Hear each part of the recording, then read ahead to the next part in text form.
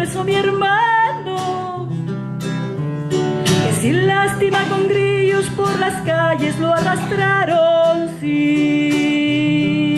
En el centenario de Violeta Parra, el Colegio de Profesores nos ha reunido aquí, nos ha citado, les ha invitado a ustedes y a todos a conocer un poco más de la vida y la importancia de doña Violeta Parra para nuestra identidad. Así es que a agradecerle su asistencia y dejar con ustedes a un amigo que, pucha, aquí cuál de los dos es más seguidor de la Violeta, el Caco o la Marisole. Así es que con un fuerte aplauso recibamos a nuestro amigo Caco Navarrete. Bueno, les doy también las buenas noches, la bienvenida. Les invito a los que llegaron recién que pasen a sentarse, acá hay algunos asientos. En el centenario de nuestra voz mayor, cuando Chile, cuando el mundo se motiva para celebrar, para reconocer, para valorar, para validar la figura de Violeta Parra, es una responsabilidad absoluta de nosotros, la gente, los chilenos y particularmente nosotros, la gente de San Carlos, vincularnos con la figura de Violeta de una manera particular. En los poco más de 45 minutos donde yo voy a hacer la primera exposición, en donde voy a poner en valor la figura de Violeta, voy a hacer mi mejor esfuerzo, primero por no decepcionarlos y segundo por tratar de recordar la mayor cantidad de cuestiones que tienen que ver con la Violeta y poder conformar una suerte de imagen de lo que significa Violeta para nosotros en términos de identidad. Se celebran 100 años y estamos en medio de un mundo globalizado, en donde quizás uno de los mayores riesgos en un mundo que se globaliza, que se universaliza, es la pérdida de identidad. Y Violeta representa precisamente el rango mayor de la identidad para nosotros los chilenos. Y es una de las cuestiones que voy a poner como tesis durante el desarrollo de lo que vamos a ver. Les invito a ir tras la huella de Violeta, nuestra voz mayor.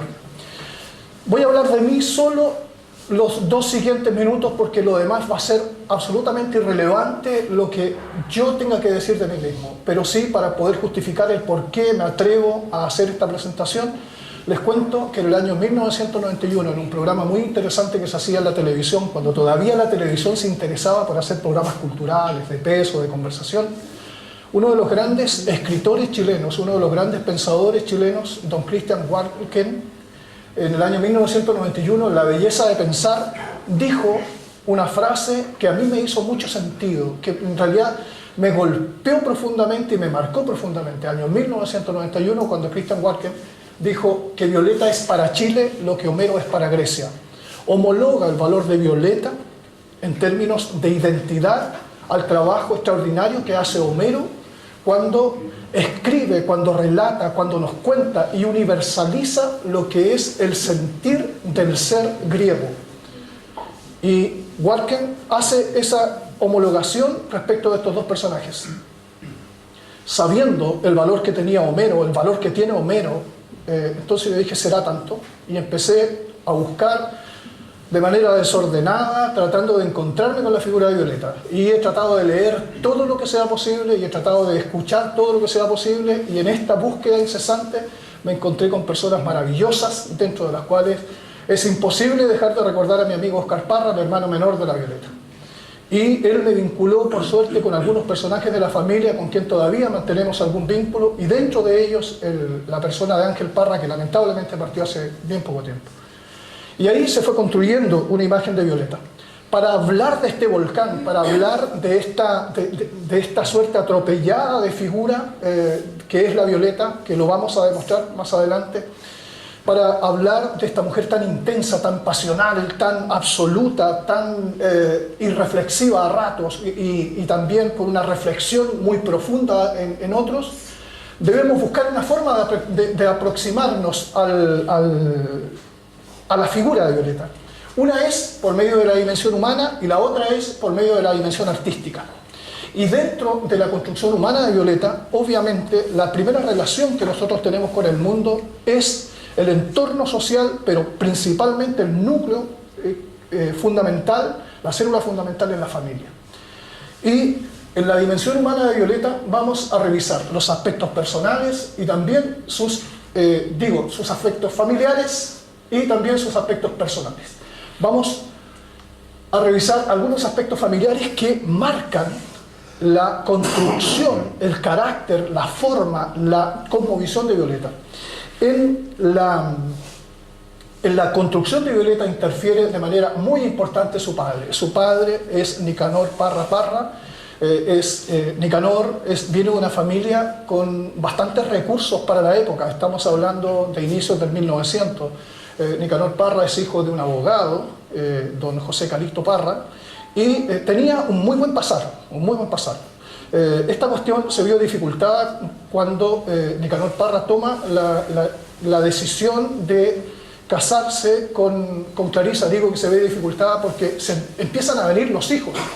Él tiene 9 hijos con Clarisa, con la mamá de la Violeta, pero la señora Clarisa venía de un matrimonio anterior, y en ese matrimonio anterior ella venía con 2 hijas, ¿ya? Y se suman a esta familia. Nicanor Parra tiene una formación académica importante. Nicanor Parra toca guitarra, toca violín y tiene una formación musical académica. Porque, insisto, venía de una familia que tenía recursos, importantes recursos para la época. Cuando se casa con Clarisa, Clarisa es de una zona de Coihueco, una zona que se llama Malloa, una zona campesina, un sector campesino Malloa, que está bien cercano, cruzando el río del otro lado del río Ñuble, y por tanto ellos se establecen en la zona de las Guardias. Y ahí en la zona de las Guardias, en San Fabián, se establece por algún tiempo, primariamente, la familia Parra Sandoval. La figura del padre la vamos a seguir encontrando más adelante siempre, porque marca de manera definitiva la relación con Violeta. Violeta marca profundamente su relación con su padre, aun cuando vivió poco tiempo con él. El papá de Violeta murió de un alcoholismo feroz cuando Violeta recién cumplió 15 años. Cuando recién cumple los 15 años la Violeta, el padre muere en ese tiempo, por esos meses.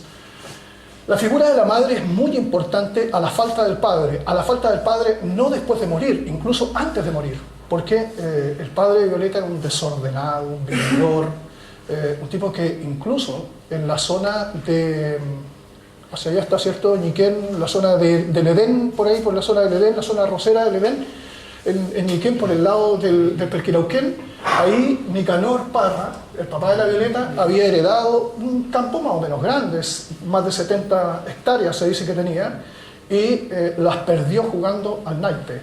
Una noche de juerga perdió su campo en esas condiciones, porque era un vividor. Nicanor Parra, el papá de la Violeta, era definitivamente un vividor. La madre de Violeta asume la responsabilidad de hacerse cargo de sus 11 hijos, primariamente, y busca constantemente cómo salir adelante. Ella toca guitarra de manera natural, ella conoce el canto campesino y de manera natural se acerca a la guitarra, y ella mantiene a su familia principalmente haciendo algunas costuras, que era con lo que se mantenía la familia. Buscan incesantemente ir y venir, se mueven bastante. Cuando Nicanor pasa por San Carlos se quedan un corto tiempo, un breve tiempo. Incluso yo creo que no tiene que haber sido un año, tiene que haber sido un poco menos de tiempo, por la relación que hay del nacimiento de Eduardo en Chillán, de Eduardo Parra en Chillán, el hermano inmediatamente después de la Violeta. Cuando toman la decisión de salir desde San Fabián, pasar por San Carlos, quedarse este corto tiempo en San Carlos, un 4 de octubre de 1917, un día miércoles 4 de octubre de 1917, de acuerdo al registro hecho en el registro civil de San Carlos, 25 días después, el 29 de octubre, por parte del padre de la Violeta, de Nicanor Parra, habría nacido en San Carlos, en calle Robles, sin número, Violeta del Carmen Parra Sandoval, a las 11 de la noche. Eso es oficialmente lo que tenemos como conocimiento respecto del nacimiento de la Violeta. Podremos discutirlo, si quieren lo podemos ver más adelante, podemos hacer esa discusión, que es una discusión que se agota por los hechos, digamos, porque oficialmente Violeta es inscrita en San Carlos y hay otros antecedentes importantes también que considerar en torno a esta situación. La familia Parra se mueve constantemente, llega a Chillán, y Chillán es el vínculo de estabilidad y el vínculo emocional de la familia Parra. Y les cuento por qué. Como ya les decía, la familia Parra tenía recursos. Una de las hermanas de Nicanor administraba, era dueña de un hotel a una cuadra de la estación de Chillán por Libertad, que por mucho tiempo yo lo conocí como el hotel regional. No sé si ahora sigue ese hotel, no sé si parece que no está ese hotel en funciones, que está a una cuadra por la avenida Libertad en Chillán. Y ellos, cuando les iba mal a la familia, siempre iban a Chillán a refugiarse, siempre iban a buscar un poco de refugio, un poco de contención. Se van a Chillán, se quedan en Chillán hasta el 1921, en el 21 se van a Santiago, en Santiago les va mal, se vuelven. En ese viaje la Violeta se agarra una peste terrible y sufre las consecuencias de esa peste. Después se mueven en el año 1922 al mejor tiempo de la familia Parra Sandoval, que es el tiempo que pasan en Lautaro. En Lautaro es contratado Nicanor en su oficio de profesor y trabaja como profesor en el regimiento Lautaro de la localidad de Lautaro. Esos son lejos los mejores años de la familia Parra, los mejores, los más estables, en donde no tuvieron penurias económicas, en donde la familia estuvo nuclearmente unida. Pero el año 27 viene una reducción de personal y dentro de los que reducen como personal cae Nicanor Parra, y a partir de eso, una vez más, de vuelta a Chillán, y en Chillán Nicanor Parra cae definitivamente en el tema del alcohol y no se levanta nunca más de ahí hasta que muere en el año 1932. A fines del 31 en realidad, fue en diciembre del 31. Ese periodo es un periodo complejo para la familia, en donde los hermanos de Violeta son organizados por la Violeta para salir a conseguir algunos recursos para sobrevivir. La Violeta los organiza, entonces sale con su hermana Hilda, que es mayor que la Violeta, él sale con Lalo, que es el menor, inmediatamente menor, y sale con Roberto, que es para mí uno de los personajes más interesantes en la familia Parra. Pero eso alguna vez nos vamos a juntar a conversar de Roberto. Y los organiza de manera natural porque ellos vivían en la población Medina, en la calle Uruguay, en la población Medina en Chillán, que está del otro lado de la estación, bastante cerca del cementerio de Chillán. Y las primeras incursiones que ellos hacían para ganarse algunos pesos era al cementerio de Chillán, acarreando agua principalmente, llevando algunas flores que cortaban de algún lado y vendían esas flores, en fin, procuraban algunos recursos. Pero después de eso, como ellos también estaban cerca de la estación, iban a cantar a la estación. Ya tenemos a la Violeta del orden de los 10 años, 11 años, ya estaba incursionando en esto. Pero la estación también dio paso a que fueran al mercado y volvían a la estación hasta que un buen día toman la decisión de subirse a un tren y salen a cantar, y ellos, los cuatro, cantaban en los trenes, y con seguridad que pasaron más de una vez por San Carlos y con seguridad que pasaron más de una vez por Parral y llegaban hasta San Javier, porque seguramente de vuelta tomaban el tren que los traía hasta Chillán para volverse de manera de venir cantando y seguir procurándose estos recursos. La familia para la Violeta es absolutamente elemental en términos de esta conjunción de afectos. Y eso se sigue proyectando en la vida de la Violeta. Dentro de la familia hay un personaje destacadísimo que es la figura de Nicanor. Nicanor se va bastante joven a Santiago, cuando tenía 16 años, parte Nicanor. Y se va a procurar estudios y se va a procurar trabajo, y le insiste siempre a la Violeta que se fuera con él, porque Nicanor fue el primero que descubre las cualidades particulares de inteligencia que tenía la Violeta. Y le insistió mucho hasta el año 1932, que es cuando la Violeta toma la decisión de partir luego de la muerte de su padre. Semanas después de la muerte de su padre, la Violeta deja la casa natal y parte a Santiago. Nicanor la tenía inscrita en la escuela normal, y duró poco ese proyecto, duró bastante poco ese proyecto, porque Violeta estudió solamente 2 años. Lo voy a abordar un poco más adelante, que uno de los conflictos más complejos que tenía la Violeta era con la escolaridad, con la escuela. Hay razones para eso.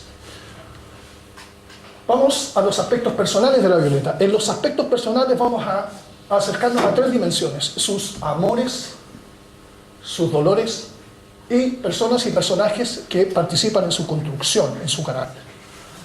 Vamos por parte. Dentro de sus amores hay un periodo que la Violeta lo describe ella misma como el periodo de los Luises, que es sus primeros 3 amores, importantes se llaman Luis. Y ella dice: viví el periodo de los Luises.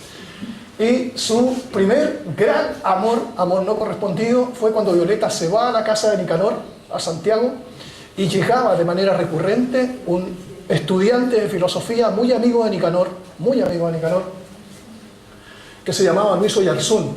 Y este estudiante de filosofía fue la razón para que la Violeta se enamorara perdidamente. Estamos hablando de una Violeta de 16 años, por ahí, pero ese amor no fue correspondido.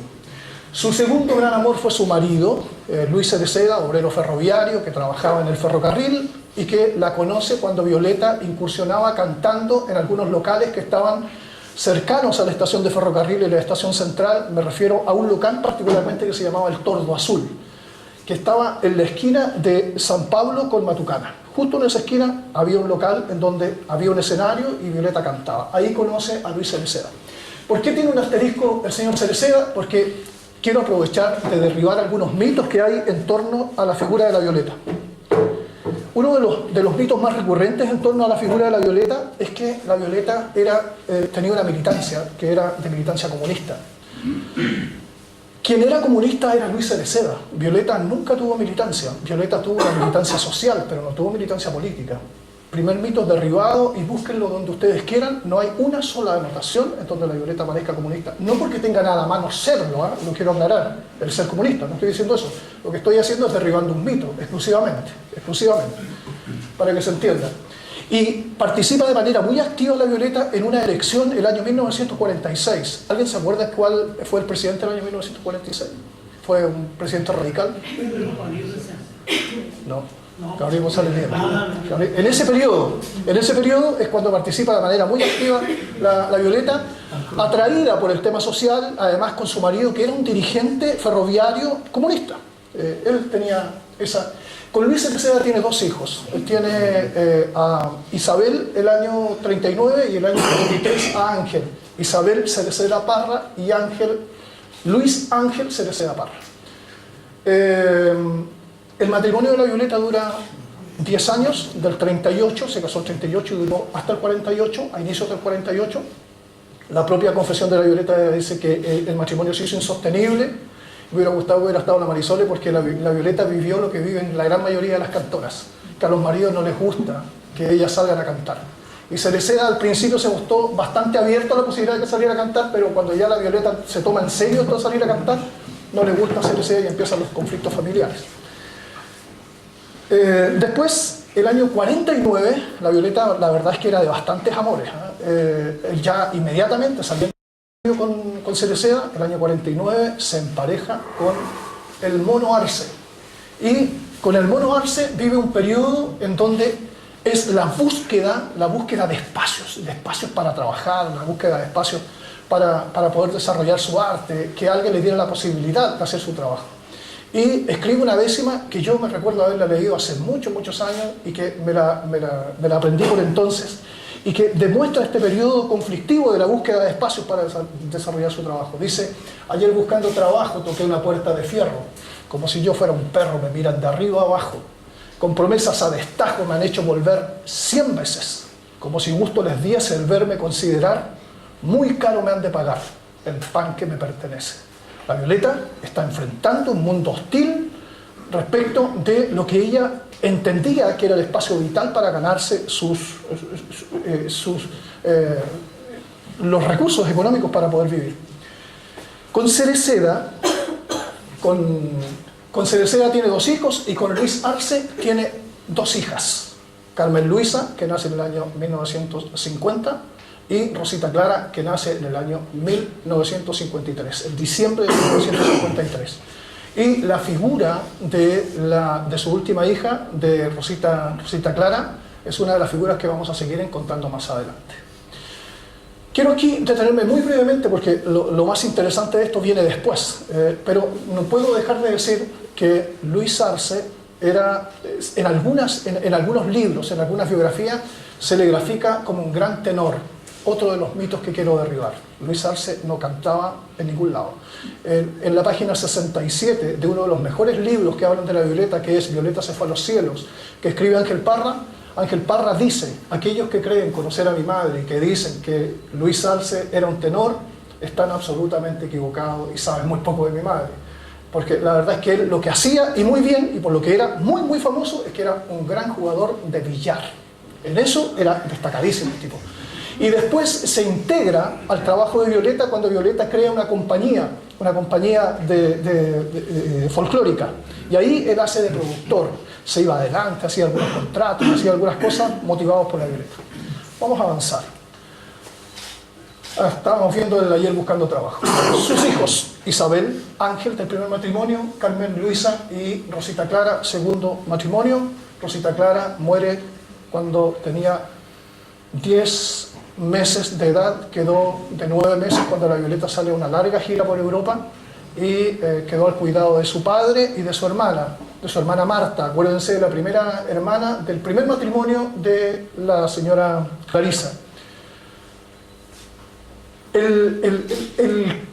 Otro de los temas muy relevantes dentro de sus amores está la figura de Gilbert Fauré. Fauré aparece en el año 1960, viene con un grupo de arqueólogos. Él no era arqueólogo, tampoco era músico, tocaba muy poco de saxo, pero algunas nociones tenía y llegó a conocer a la Violeta. Esta agrupación de arqueólogos suizos vino a trabajar a Brasil. Y de Brasil, Fauré viene a Chile y en Chile empieza a preguntar por esta persona que ya era conocida, la Violeta. Se hace amigo con Ángel y Ángel llega con Fauré el día de su cumpleaños, el día del cumpleaños de la Violeta en el año 1960, el 4 de octubre de 1960. Quiero volver porque se me queda un detalle que lo vamos a encontrar un poco más adelante. ¿Por qué está con ese asterisco? También quiero derribar otro mito en torno a la figura de Violeta y que se recurre mucho a él. Como la Violeta es comunista, de lo que se dice, ergo entonces es atea, ¿cierto? Es lo lógico, es comunista y es atea. Como no es comunista, tampoco es atea. Y lejos de ser atea, porque la Violeta tenía una profunda religiosidad popular, pero profunda religiosidad popular. Lo que ustedes lean en torno a la Violeta, su vinculación con la deidad, su vinculación con los santos y con la Virgen es absolutamente profunda, pero profunda. Entonces, nada más lejos en torno a la falta de religiosidad por parte de la Violeta. Vamos a avanzar un poco. Ya vimos un poco la figura de Fauré. A Fauré lo vamos a seguir encontrando. Aquí está en la parte de los amores, lo vamos a reencontrar en la parte de sus dolores con seguridad, porque es uno de los más grandes dolores de la vida de la Violeta. Dentro del listado de dolores de la Violeta aparecen las pestes. La Violeta tuvo 3 pestes y estamos hablando del año 1920, cuando caían como moscas los niños, principalmente producto de las pestes. Pero no la sacó barata, porque se le marcó absolutamente su rostro principalmente su rostro se marcó y le dejó no solo una marca en el rostro, sino una marca profunda en el alma, una marca de dolor muy, muy fuerte y que la sigue proyectando a lo largo de su vida. Otro de los grandes dolores es la muerte de su padre, como les contaba. Ella mantenía un vínculo bien cercano con su padre. A la muerte de su padre se le provoca un gran dolor, gran dolor. La escuela aparece como aquellos momentos de dolor más profundos de la Violeta y más conflictivos de la Violeta. Y aquí hay una buena manera de graficar lo que a ella le pasa con la escuela. Aquí, principio del quebranto, lo digo con gran tristeza. Me sobrenombran maleza, porque parezco un espanto. Si me acercaba yo un tanto, miraban como centellas, diciendo que no soy bella ni para remedio un poquito. La peste es un gran delito para quien tiene su huella. La Violeta no quiere ir a la escuela, lo pasaba terriblemente mal. Hay otras décimas en donde dice que odia la tiza, el profesor, el pizarrón, todo lo que tenga que ver con la escuela. ¿Por qué? Los niños son crueles, y bien lo sabemos. Y esa inocente crueldad le pasaba la cuenta cada rato a la Violeta. ¿Ya? Así como en la escuela le ponían de sobrenombre maleza, sus hermanos no eran tanto más generosos, le llamaban la carcocha, a raíz de su rostro marcado. Volviendo a sus dolores, la muerte de su hija, la muerte de Rosita Clara, cuando ella es invitada al Festival de la Juventud en Helsinki, que es el primer festival del año 54 que le invitan. Cuando parte, deja el cuidado de su marido y de su hermana, más bien de su hermana Marta, deja el cuidado a la Rosita Clara, que tenía 9 meses, y ella se entera, poco tiempo después, 2 meses después, se entera que se había muerto en Chile, producto de una pulmonía, se había muerto su hija. Este es uno de los más grandes dolores en la vida de la Violeta. Y lo representan algunas décimas. Llorando de noche y día se terminarán mis horas. Perdóname, gran señora, digo a la Virgen María. No ha sido por culpa mía, yo me declaro inocente. Lo sabe toda la gente de que no soy mala madre. Nunca paella faltó el aire en el agua de la virtiente. Ahora no tengo consuelo, vivo en pecado mortal, y amargas como la sal, mis noches son un desvelo, es contar y no creer, no parece que la estoy viendo. Y más cuando estoy durmiendo se me viene a la memoria, ha de quedar en la historia mi pena y mi sufrimiento. De los más grandes dolores es la pérdida de su hija, sobre todo en las circunstancias en que muere, cuando ella no está cerca de su hija. La relación con sus hijos, poco se comenta de esto, poco se comenta de esto. Y uno a rato se arriesga cuando dice estas cosas. Tenía una mala relación con Ángel y con la Isabel, tenía una mala relación. Una relación que se acrecentó como mala el año 1964 y 65, particularmente el año 65. La Violeta se instala en París el año 62, en julio del 62 hasta julio del año 65. Pero el año 64 viene a Chile a ver cómo le estaba yendo a los hijos, porque los hijos habían venido a inicios del año 64. Y a los hijos les estaba yendo muy bien, porque habían abierto la Peña de los Parra, el Carmen 340. Les estaba yendo muy bien. Y Violeta viene, se entusiasma el año 64 y viene a pasar septiembre en Chile. Y se mete a la Peña de los Parra y se produce una debacle, porque la Violeta valoraba tanto lo que hacía que no permitía que cuando ella estaba cantando alguien estuviera conversando, que cuando ella estaba cantando alguien estuviera comiendo. Y claro, si era una peña, entonces se conversaba y se comía.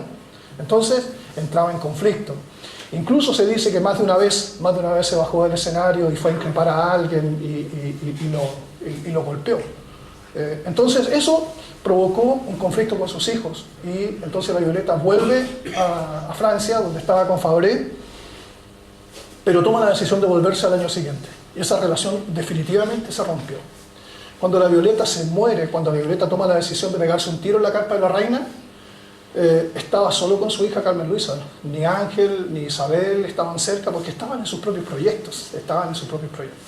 Había una mala relación con ellos. La partida de Fabré es el golpe final. Fabré llega a su vida el año 60 y definitivamente se va del lado de la Violeta a fines del año 65, inicio del 66, y ese es el momento que colapsa este vaso que se venía llenando de penas y de frustraciones. Por muchas otras razones la llevaron a tomar la decisión de terminar con su vida, pero dentro de eso yo creo que la partida de Fabré es una de aquellas cuestiones fundamentales, como esta gota que rebalsa este vaso de penas, este vaso de golpes.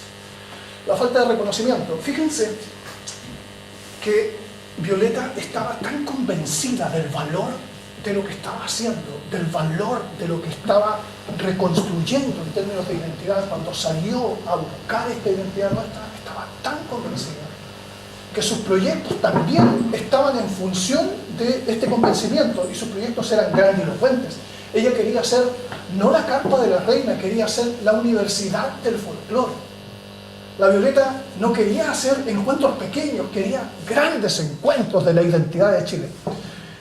Y claro, en su convencimiento más absoluto, entonces veía que no había una respuesta respecto de sus esfuerzos, del valor de lo que ella estaba haciendo. Y esta falta de reconocimiento se puede ver claramente. ¿Alguien anda con lente que pueda leer, por favor? Que me ayude con esto. Tengo una cita bien cortita. No, que no tiene gracia que lo diga yo porque quiero cansar. Ahí solo es así. Hay una entrevista que le hacen a Violeta en el año 1960, en donde le preguntan respecto de qué le pasa a ella con lo que está haciendo, cómo cree ella que se está recibiendo. Por favor, Javi, si lo pueden leer bien alto para que todos lo escuchen. Me enojo con medio mundo para salir adelante, porque todavía ni la 10ª parte de los chilenos conoce su folclore. Así es que tengo que estar batallando casi puerta a puerta, ventana por ventana. Es harto duro todavía, es como si estuviera empezando recién. Esa es una realidad permanente que vivía la Violeta, la falta de reconocimiento. Esta falta de reconocimiento tenía varias aristas: la falta de reconocimiento institucional. Las instituciones, miren, yo les puedo garantizar que si la Violeta viviera hoy día, no se ganaría jamás un Fondar, no se ganaría nunca un FNDR, no se ganaría jamás los aportes de una municipalidad, se los puedo garantizar. porque convivir con la figura de Violeta no era fácil, porque cuando alguien va de frente, esos espacios se empiezan a cerrar.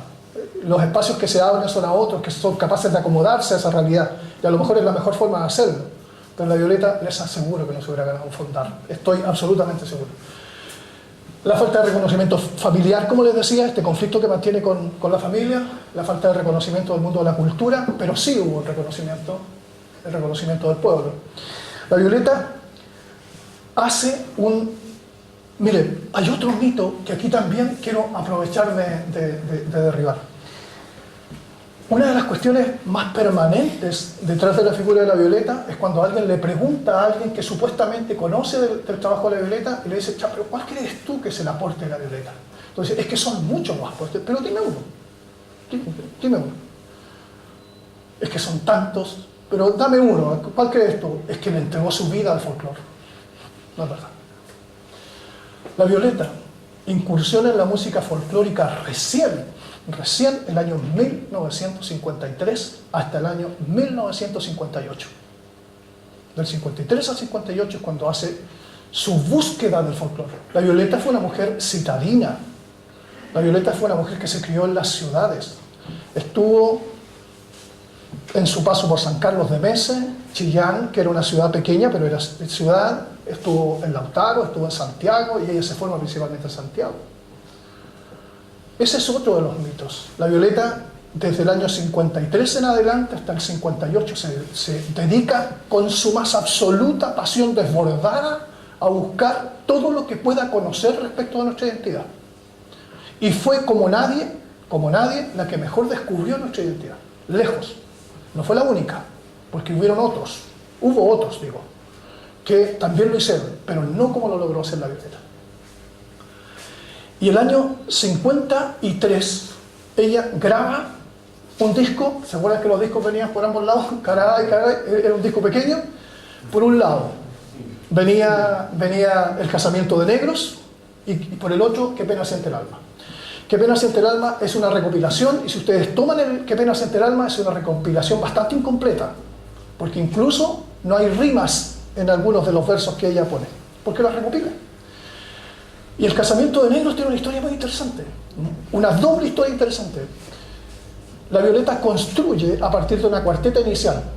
La abuela de su segundo marido, de Luis Arce, que la Violeta a todo esto era muy buena para poner sobrenombre, y ella la describe como la Pelucita. Nunca he sabido el nombre de la abuela de Luis Arce, porque aparece solo el seudónimo de la Pelucita.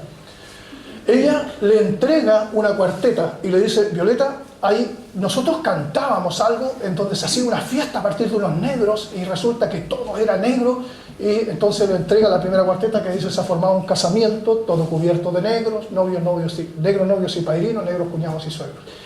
Y de ahí para abajo la Violeta construye el resto de la canción, pero es a partir de una recopilación. Junto con grabar este disco, se le abre un espacio vital a la Violeta, que es en la radio. En la radio se le abre un espacio el día viernes de 7 a 8 de la tarde. La radio por entonces y hoy día tiene mucha importancia y no se escucha todo el mundo. Cuando yo hago el programa de 12 a 1, por entonces se escuchaba mucho más. Y la Violeta se genera ese espacio. Y se lo genera no en cualquier radio, se lo genera al lado de gente muy importante.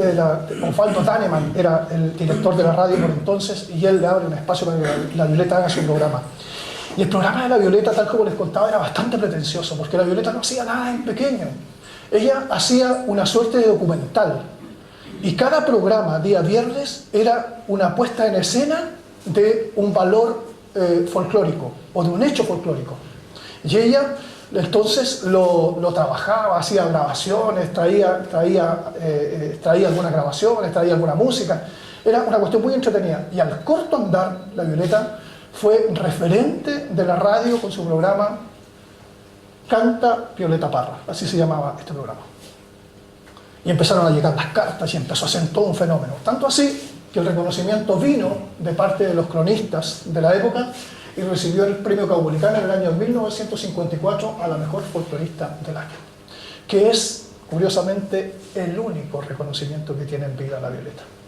No hay otro reconocimiento. La Violeta nunca se ganó una portada de diario, nunca. La única y primera portada de diario que tuvo fue el lunes 6 de febrero de 1967, cuando se tituló Ha muerto Violeta Parra. Antes nunca tuvo un solo reconocimiento respecto del titular y del valor de lo que estaba haciendo. El año 54 es un año muy importante para la Violeta por el reconocimiento y porque sale al mundo invitada a partir de ese reconocimiento. Personas y personajes que interfieren en su vida. Voy a tratar de contar un poquito más rápido. Porque me cuesta bastante sintetizar, ¿verdad? El padre interfiere en su vida, su madre de manera fundamental, y aquí aparece un personaje que ojalá no se les olvide nunca este nombre. Este personaje es fundamental. La Rosa Lorca es una mujer campesina que vive en la zona de Barrancas, que hoy día es Pudahuel, en Santiago, que le arrendaba una piececita a la mamá de la Violeta, que tenía un restaurante, pero que también tenía unas pequeñas piezas que las ponía al arriendo. La Rosa Lorca es una mujer del campo que le entrega canciones campesinas a la Violeta y le entrega un conocimiento que es fundamental. La Rosa Lorca la hace partera a la Violeta y también le enseña todos los secretos en torno al ritual de los angelitos, del velorio de los angelitos. Y le entrega muchísimo conocimiento. Este es uno de los personajes fundamentales para que la Violeta hubiera llegado a ser lo que fue. Otro de los personajes muy importantes es este señor, el profeta Isaías Angulo, que es un poeta popular, guitarronero, de la zona de Pirque, de Puente Alto hacia arriba, y que conoce a la Violeta en sus investigaciones. El profeta Angulo es muy importante en la vida de la Violeta, tan importante que incluso la Violeta le deja a su hijo Ángel casi por un año viviendo con el profeta Angulo para que aprendiera a tocar guitarrón. Y la Violeta rescata el guitarrón que estaba puesto en las paredes. Ya a esas alturas el guitarrón no era parte de la tradición folclórica chilena, y aquí hay que decirlo, no era parte de la tradición folclórica chilena porque la Iglesia Católica lo había prohibido. Lo que pasa es que los cantores a lo divino fueron deviniendo, fueron enraizándose o acercándose con el mundo popular. Entonces empezó el canto al humano.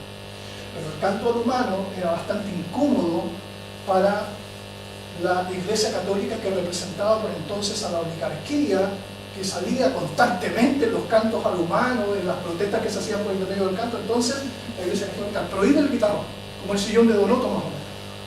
Entonces ya, no hay más guitarrón, entonces se acaba el problema de las desigualdades, se acaba el problema de que la gente esté reclamando. A esas alturas el guitarrón estaba en un muro, estaba en una pared, y la Violeta lo rescata para nuestra música folclórica chilena.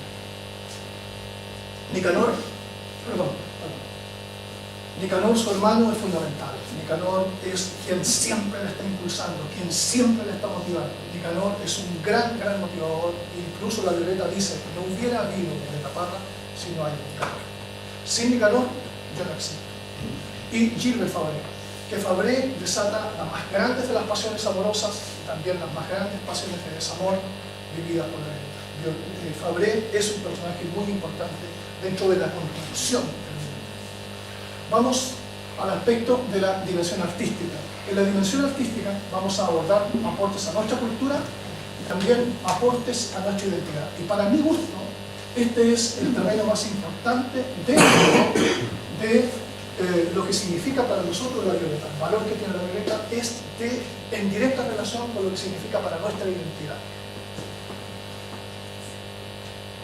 Aportes a nuestra cultura, los aportes los hace por intermedio del telar, de la arpillera, de la pintura, de la cerámica, todos trabajos menores, digámoslo, trabajos menores dentro de este ámbito de nuestra cultura chilena. Los aportes a nuestra identidad. Dentro de los aportes a nuestra identidad está la música y la poesía, y también los aportes que hace a nuestra sabiduría popular. Vamos a ver, dentro de la música y la poesía, Violeta aporta de manera definitiva con el rescate del... Hay un amigo, Pedro Yáñez, que no le gusta eso, que yo diga que rescató el canto campesino, que dice que el canto campesino siempre ha estado, por tanto no se puede rescatar, y yo creo que lo rescató, porque estaba bastante disminuido respecto del valor que tenía.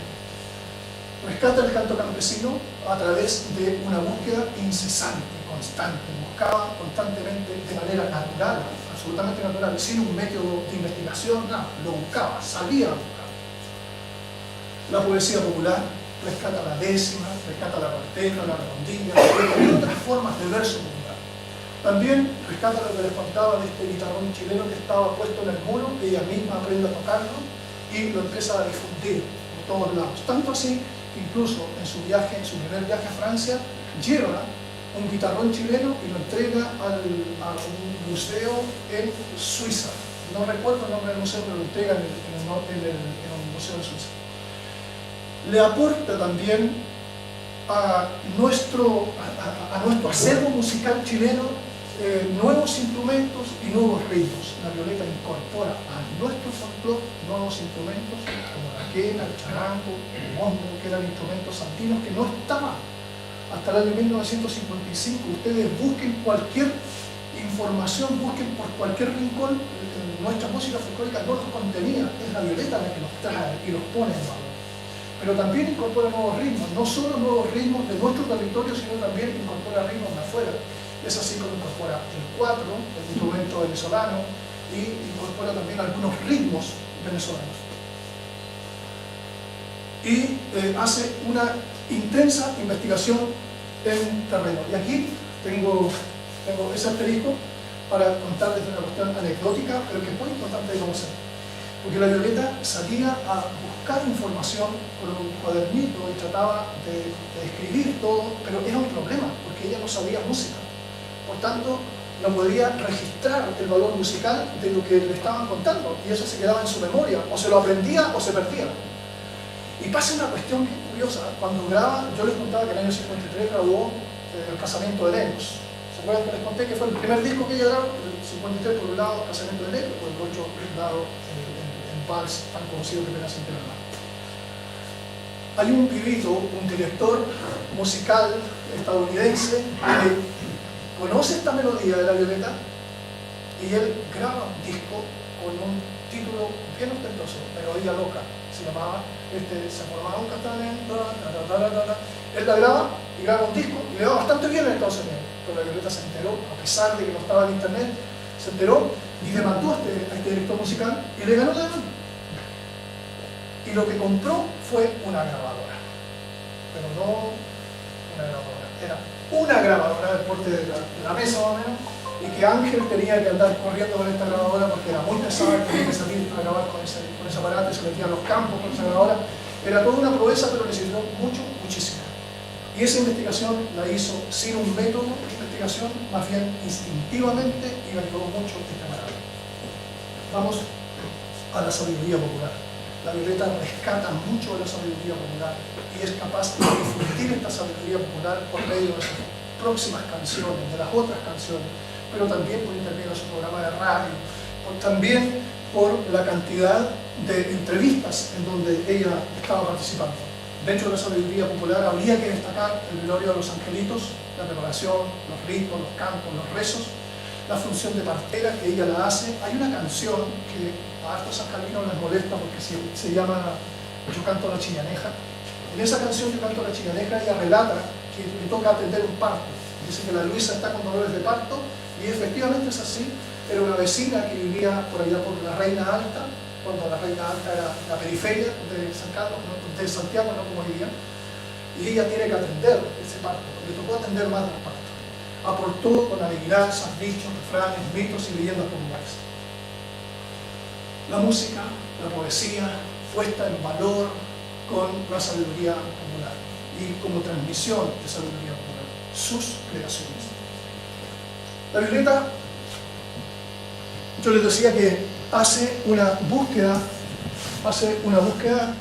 de nuestra tradición desde el año 53 hasta el año 58. Después empieza con sus propias creaciones. Un poco antes quizás, para establecerlo en un rango de años, porque el año 57 empieza en realidad con algunas creaciones, pero hasta el 58, para ser un poco generosos respecto de la cantidad de años que le entrega a la investigación pura, a la búsqueda incesante de nuestra identidad. Hasta la Violeta, el tipo de canciones que se escuchaba en nuestro país, la banda sonora que era parte de nuestra canción chilena, era muy distinta. La Violeta irrumpe con otra temática. La música chilena, la canción chilena, es más bien contemplativa y describe contemplativamente principalmente el paisaje, el entorno, algunas situaciones, pero no abordan temas que son temas sociales y que se dan en toda época por lo demás. Yo quiero ver, si es posible, escuchar lo siguiente para hacer una diferencia entre aquello que se escuchaba hasta la Violeta y lo que se escuchó a partir de la función de Violeta dentro de nuestra música chilena. Rosa baja la tierra, que se te asoma el agua.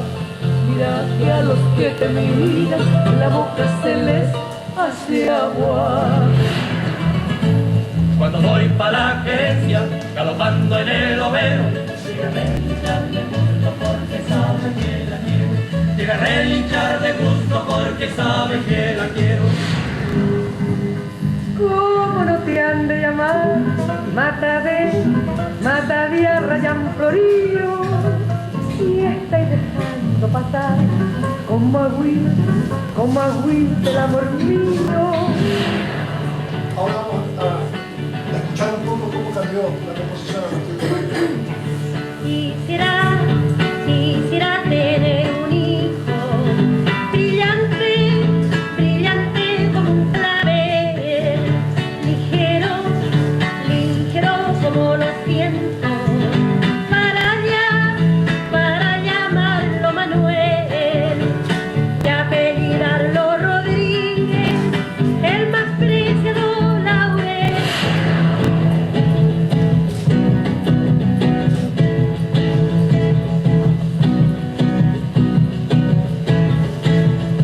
Miren cómo sonríen los presidentes cuando le hacen promesas al inocente. Miren cómo le ofrecen al sindicato este mundo y el otro los candidatos. Según el favor del viento va navegando el leñero, atrás quedaron las rucas para adentrar en el puerto. Corra sur o corra norte, Navarquicho y la gimiendo llorando estoy. Bueno, ahí tenemos una clara muestra de cómo cambia el tipo de composición a partir de la introducción de Violeta con sus creaciones. Podríamos hablar mucho rato de lo que significa para nuestra música folclórica chilena, para nuestra música popular, la irrupción de Violeta en términos de las propuestas, de esta propuesta tan distinta, y de qué manera la Violeta cambia el giro de la composición, y entonces la composición se va hacia una composición con una raíz en lo social, con una opinión social respecto a lo que le está ocurriendo a este pueblo.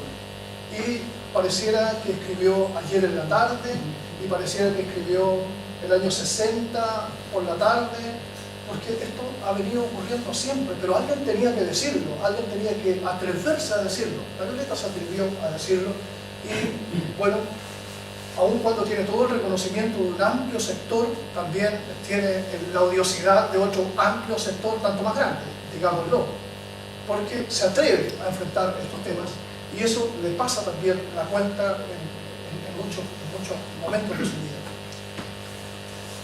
La Violeta compone por muy lejos, y aquí no hay dudas, para moros y cristianos, las mejores canciones de nuestra música folclórica chilena, de eso no hay ninguna duda. Y pudiéramos discrepar cuáles son sus mejores canciones. Yo tengo mi preferida, a algunos habrá que les gusta otra, pero la Violeta compone cerca de 600 canciones que son de su creación, que se confunden con muchas de las canciones que ella rescata de sus investigaciones, pero de ella compone poco más de 600 canciones.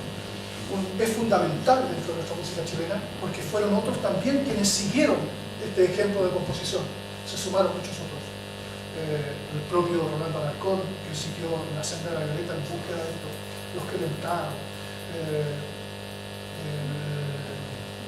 Siempre se me olvida el Indio Pavés, la Gabriela Pizarro, la propia Manuel Oyola, que hace muchísimo aporte en estos términos. En fin, la Violeta marca su presencia dentro de nuestra cultura popular chilena, creo yo, principalmente por el tipo de canciones que es capaz de producir. Vamos ya llegando casi al final de mi parte de mi intervención, el Domingo Fatal. El 5 de febrero de 1967 fue un día particular para la Violeta. Fíjense que el día sábado anterior había ido donde su hermano, donde Nicanor. A todo esto, la Violeta venía con una depresión terrible a partir de la partida de Fabré. Fabré se había vuelto con ella desde Francia y entonces cuando llega a Chile la Violeta instala su carpa La Reina, en octubre del 65. Es una larga historia, no les voy a contar cómo fue que instaló la carpa, porque si no nos vamos a quedar mucho rato aquí y ustedes se me van a aburrir. Pero ella logra instalar su carpa y los primeros grupos que trae es un grupo boliviano, Craso Terror. Fabré tocaba quena, había aprendido a tocar quena con la Violeta y se fue con el grupo boliviano. Porque ya la verdad es que la convivencia con la Violeta se hacía bastante insoportable, bastante insoportable. Yo tengo el testimonio de mi buen amigo Oscar Parra, que dice que Fabré aguantó bastante más de lo que hubiera aguantado cualquiera. Cuando la Violeta se enojaba era terrible, le agarraba combos a Fabré en cualquier momento, el tipo se defendía como podía, pero aguantó mucho más de lo que pudiera aguantar cualquier persona. Bueno, Fabré se va con este grupo boliviano, la Violeta resiste poco tiempo y en ese periodo es que sigue en comunicación con Fabré y ahí surge la canción que incluso se fue para el norte, donde Fabré le cuenta sus aventuras también. La Violeta va a Bolivia a buscarlo, y este grupo se había instalado por una peña en Bolivia y la Violeta se queda actuando un tiempo en Bolivia, poco más de un mes, tratando de convencer a Fabré que se viniera con él. No se volvió Fabré, definitivamente. Y aquí hay una anécdota que a algunos les gusta y que a otros no les gusta nada, pero yo la voy a contar igual. En la peña la gente hacía algunas reservaciones por entonces o llamaba a la peña y había un teléfono. Entonces cuando sonaba el teléfono la Violeta tomaba el teléfono y decía mal para Bolivia y no decía hola, mal para Bolivia. Y era la forma en que respondía habitualmente su teléfono. Sí, que a me gusta, pero es parte de la historia de la vida. Se vuelve a Chile, Violeta intentó 2 veces antes quitarse la vida, lo hizo cortándose las venas, ninguna de las 2 veces le resultó, fue a dar al hospital en ambas ocasiones y de vuelta de Bolivia, como la Violeta era de Amores, conoce a un folclorista uruguayo, Alberto Zapicán, con quien graba las últimas composiciones. Las últimas 14 canciones que contiene el disco, las últimas composiciones de Violeta Parra, algunas de esas canciones participa Alberto Zapicán. Hay algunas canciones donde se escucha una voz bien masculina, bien gruesa, ese es Alberto Zapicán, que se va a vivir con ella a la Carpa de la Reina, a ratos puede vivir con ella, otros ratos arranca, vuelve, va y viene, pero es la última relación amorosa que tiene la Violeta. El día sábado anterior, el día sábado 4 de febrero de 1967, la Violeta se va a despedir de Nicanor. Sin decírselo, se va a despedir de Nicanor. Y Nicanor le pide que cante la canción que a él más le gusta de la producción de la Violeta, que es Según el favor del viento, que era la última canción que habíamos escuchado. Y la Violeta le dice, no, yo te quiero cantar otra. Le dice, había una canción que había grabado la Violeta, que es parte de la tradición, que se llama Aquel domingo en el cielo. Este domingo en el cielo. Entonces Nicanor, que sabía de la depresión de la Violeta, no entendió el mensaje y le dice, no, yo la verdad es que quiero que me cante Según el favor del viento. Le cantó de mala gana Según el favor del viento, pero le respondió a su hermano, terminó cantando Este domingo en el cielo, que es una canción que retrata una fiesta supuesta en el cielo, donde todos los santos lo pasan bien y hacen una gran fiesta en el cielo. Le estaba avisando a Nicanor que el próximo domingo, al otro día, ella se iba a quitar la vida. Esta vez fue definitiva. En la mañana, el intento por quitarse la vida. El domingo en la mañana apareció escuchando canciones de los Beatles, que la Carmen Luisa, la hija con la que vivía en la Carpa de la Reina. A todo esto, la carpa era un ruedo más o menos de 40 metros de diámetro, que 1,80 m más o menos de madera, y todo arriba era una carpa. Al centro tenía un fogón y ahí pasaba esta vida artística que resultó ser un verdadero fracaso. No llegaba a nadie, ya finalmente no llegaba a nadie. Y apegado a la carpa había una pieza donde vivía la Violeta Consuegra, con la Carmen Luisa. Estuvo escuchando durante toda la mañana música de los Beatles, que le gustaba mucho, repetidamente, y escuchó muchas veces un disco de Ángel y de Isabel, el Río Manzanares, déjame pasar que mi madre enferma me manda a llamar. Ese lo escuchó infinidad de veces, desde más o menos las 11 de la mañana a las 4 de la tarde, que es cuando con una pequeña pistola de 9 milímetros se dio un tiro en la sien derecha. Terminó ahí la figura en vida de Violeta y se proyecta la figura enorme de la Violeta para muchos, y entonces el otro día lunes la Violeta por primera vez tiene una portada de diario, y entonces la Violeta por fin empieza a ser reconocido el aporte que hace a nuestra identidad chilena. No tengo ninguna duda que en el año 1991, cuando Christian Walker dice que la Violeta es para Chile lo que Homero es para Grecia en términos del rescate de la identidad. Creo que efectivamente no hay un solo ejercicio más de investigación y de rescate de identidad en nuestro país tan potente como el que hace la Violeta, y ese trabajo de investigación y ese valor de investigación, creo yo, es responsabilidad de muchos hacerse cargo de él para ponerlo en el verdadero valor de lo que significa para nosotros como chilenos. Eso es mi parte. Muchísimas gracias por escucharme con atención.